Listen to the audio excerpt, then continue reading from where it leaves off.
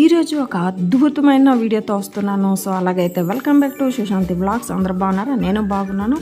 ఈరోజు ఈ వీడియోలో ఇడ్లీ చేసేటప్పుడు మిగిలిపోతుంది కదా, ఆ మిగిలిపోయిన ఇడ్లీతో ఇడ్లీ ఉప్మా ఎలా చేసేది, మా ఇంట్లో మిగిలిపోయిన ఇడ్లీతో చేయమంటే ఇడ్లీ చేసే ప్రతిసారి కూడా ఇడ్లీ ఉప్మా చేయవలసిందే. ఈ ఇడ్లీ ఉప్మా ఎక్కడి నుండి వచ్చిందంటే సూర్యవంశం ఫిలం చూసారా, అక్కడ మీనా గారు ఇడ్లీ ఉప్మా చేస్తారు చూడండి.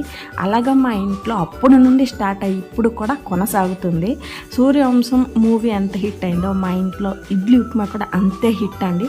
ఇడ్లీ చేసే ప్రతిసారి కూడా మా ఇంట్లో ఇడ్లీ ఉప్మా ఉండవలసిందే. ఇప్పుడు వీడియో కంటిన్యూ చేద్దామా.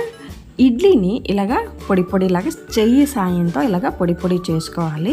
ఇప్పుడు మనం ఒక 6 ఉల్లిపాయలు, 4 నుండి 5 పచ్చిమిర్చి, 3 ఎండుమిర్చి. ఇప్పుడు కటింగ్ ప్రాసెస్ చూద్దామా.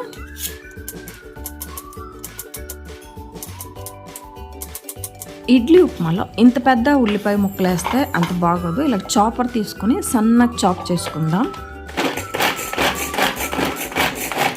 ఎక్కువ సన్నగా చాప్ చేయకూడదండి. ఇలాగా కొంచెం మనం తిన్నప్పుడు ఉల్లిపాయ తింటున్నామన్న ఫీల్ ఉండాలి. పచ్చిమిర్చి అలాగే సన్నగా కట్ చేయండి.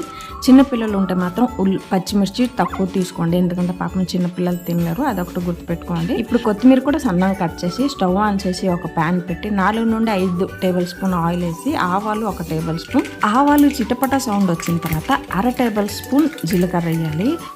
మినపగుడ్లు ఒక 5 టేబుల్ స్పూన్, శనగపప్పు ఒక 5 టేబుల్ స్పూన్. ఇందులో శనగపప్పు మినపప్పు ఎంత వేసుకుంటే అంత టేస్ట్గా ఉంటుంది. ఇప్పుడు కట్ చేసిన పచ్చిమిర్చి, ఉల్లిపాయ, ఎండుమిర్చి వేసుకుని ఒక 5 నిమిషాలు రోస్ట్ చేసిన తర్వాత ఉల్లిపాయ ముక్కలు వేసుకొని మీడియం ఫ్లేమ్లోనే నిదానం ఫ్రై చేసుకోవాలి. ఇందులో కొంచెం కొత్తిమీర వేస్తే ఆ పోపు అనేది చాలా టేస్ట్గా ఉంటుంది. కొంచెం ఉప్పు వేసేస్తే వేగం వేగిపోతుంది. ఉల్లిపాయలు వచ్చి మనకి పచ్చిగా ఉండాలి, చూసారా, ఇలాగే ఉండాలి, ఎక్కువ వేగకూడదు. ఇలాంటప్పుడు మనం ఇడ్లీ పొడి యాడ్ చేసుకుని లో ఫ్లేమ్లో బాగా కలపాలండి, ఎందుకంటే మనం హై ఫ్లేమ్ పెడితే కింద మాడిపోతుంది. ఇప్పుడు మిగిలిన ఇడ్లీ పొడి కూడా వేసుకొని నిదానం కలుపుకోవాలి.